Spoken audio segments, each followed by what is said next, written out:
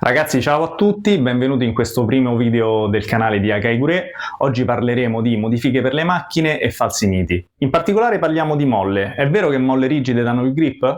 No! Ma prima di procedere col video, sigla!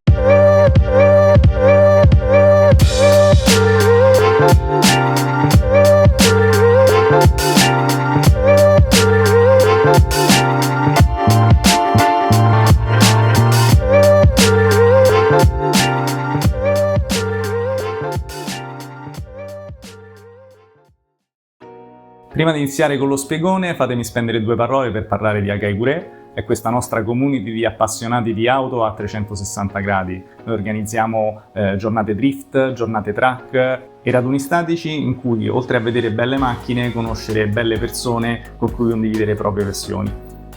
Questo canale YouTube all'inizio ospiterà due rubriche principali. Una è Slice of Life, in cui conosceremo volta per volta il binomio auto-persona dei membri di Akai Gure. Cercheremo di capire perché sono speciali entrambi, sia l'auto che il pilota, e cosa rende speciale quel tipo di rapporto uomo-macchina. E quest'altra rubrica, l'angolo tecnico, in cui cercheremo di spiegare con parole semplici tutte quelle cose estremamente complesse che fanno sì che la macchina si comporti in un determinato modo. In questo modo chi ci segue ci avrà modo di avere una fonte di informazioni certe e cercheremo soprattutto di smentire volta per volta tutte quelle bufale, tutti quei falsi miti che orbitano attorno al mondo delle modifiche per le vetture, cercando di farvi risparmiare qualcosa o quantomeno di evitare di buttare soldi e cercando di spiegare cose che sono essenziali per avere sicurezza quando si è al volante della propria vettura. Quindi se non l'avete già fatto iscrivetevi al canale, perché vedremo insieme veramente delle cose gagliarde su come sviluppare la propria vettura, per quale scenario e in che modo farlo in sicurezza. Ok, adesso torniamo al topic del giorno. Perché una molla morbida genera più grip di una molla dura? O piuttosto, perché non è vero che una molla dura genera più grip di una morbida? Intanto perché non è la molla a generare il grip, ma il grip viene generato dalla gomma e dal peso che c'è sopra la gomma. Questo è il meccanismo base che poi andremo ad affrontare in altri video, che genera il grip. La molla deve garantire che il corpo vettura e la gomma lavorino in maniera più sincrona possibile per garantire l'appoggio a terra della gomma. Il compito ultimo delle sospensioni è garantire questa vicinanza ottimale tra gomma e asfalto. Questo aspetto della dinamica di guida, cioè il tenere a contatto la gomma con l'asfalto, si chiama compliance.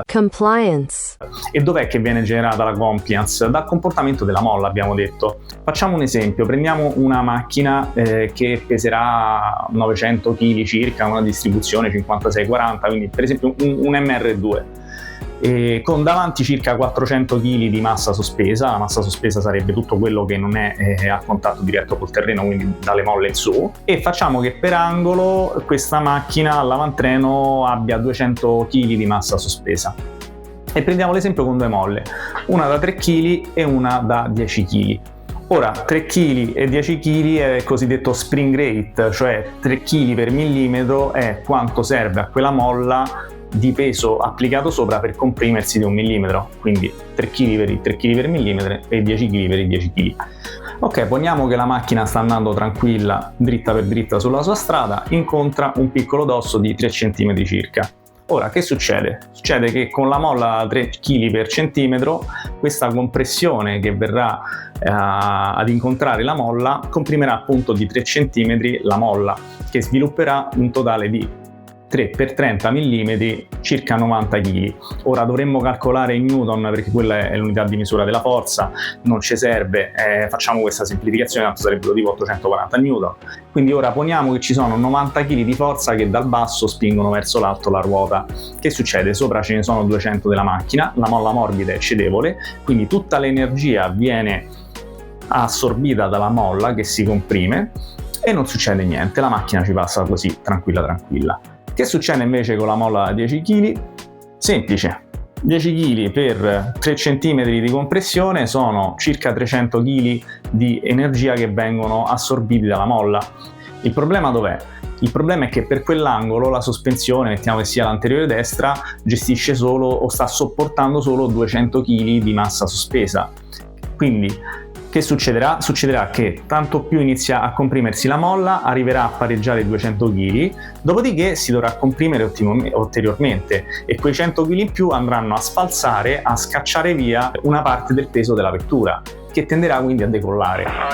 Poi, anche se non dovesse decollare effettivamente, viene innescato un movimento, viene rotta l'inerzia della macchina che stava andando dritta, quindi quell'angolo si solleva fisicamente e poi, prima di tornare giù, ovviamente dovrà fare la sua parabola secondo la forza di gravità. Questo cosa genera? Genera il fatto che la ruota può staccarsi da terra, anche se non si stacca completamente da terra, non ci sarà più peso sopra la ruota a garantire il grip nel meccanismo basilare di cui vi citavo prima, e quindi ci sarà meno controllo sulla vettura, nonché dei disturbi sull'atteggiamento della massa sospesa, e quindi la nostra macchina si muoverà in maniera scomposta, rimbalzerà proprio, perderà la traiettoria che stava seguendo. E questo è molto facile da capire, i calcoli che abbiamo fatto sono estremamente semplici. Dove diventano un po' più complessi i calcoli è in estensione, qui cerchiamo di semplificare ulteriormente la questione. Poniamo che la nostra macchina adesso incontra una cunetta di altri 3 cm. Ora, per capire che cosa succede qui, dobbiamo introdurre un altro concetto che è il sag. Il sag sarebbe l'abbassamento statico della vettura, quindi la compressione che la molla riceve una volta che ci cali su il peso della macchina. Quindi, considerando che abbiamo detto che per angolo sono 200 kg, 200 kg che gravano su una molla da 3 kg la faranno comprimere di 66 mm, mentre su una molla da 10 kg di circa 2 cm, 20 mm. Se ho fatto bene i calcoli, poi controllo. Ora, cosa succede? A rigor di logica dovremmo dire, la molla più rigida comunque esprime una maggiore energia, sarà molto più rapida nell'estendersi e nel colmare il gap che c'è fra la gomma e il resto dell'asfalto. Questo da una parte è vero, dall'altra entra il discorso della distanza da coprire, perché come abbiamo detto il sag iniziale sulla molla a 10 kg diventa 2 cm.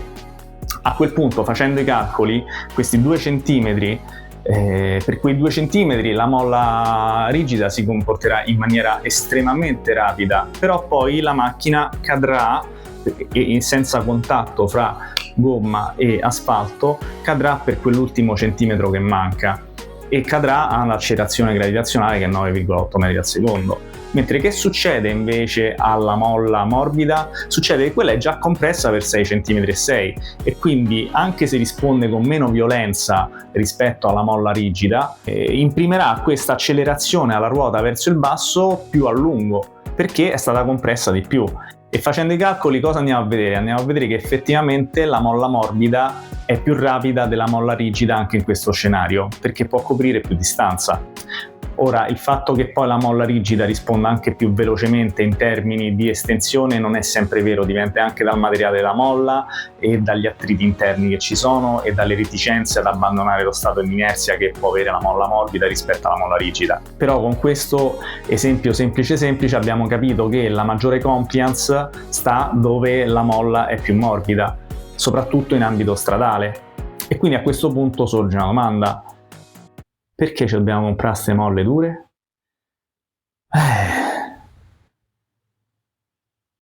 E qui entriamo in un discorso un po' strano, perché sono tutti convinti che la macchina, per essere performante, debba essere una sorta di go-kart, una sorta di carrello della spesa o di tavoletta di legno inflessibile che così è rigida, così risponde bene alle sollecitazioni, è precisa.